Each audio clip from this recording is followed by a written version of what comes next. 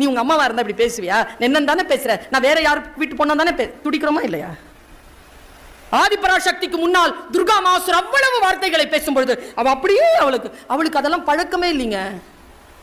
அவ மந்திரங்களை கேட்டு பயிற்சி பெற்ற சாமி.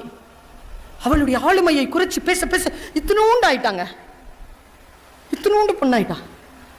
ஒண்ணுமே இல்லை, ஆயுதங்கள் எதுவும் இல்லை, குழந்தை மாதிரி ஆயிட்டு இப்படியே நிக்கிறாளா?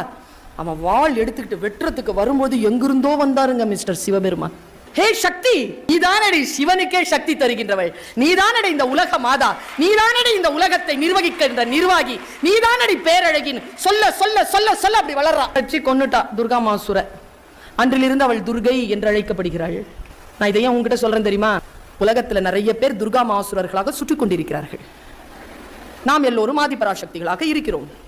நம்மை காப்பாற்றுவதற்கு சிவபெருமான் வரும் வரைக்கும் காத்திருவாமல் நீ சொல்லுவது எனக்கு புரியதடா.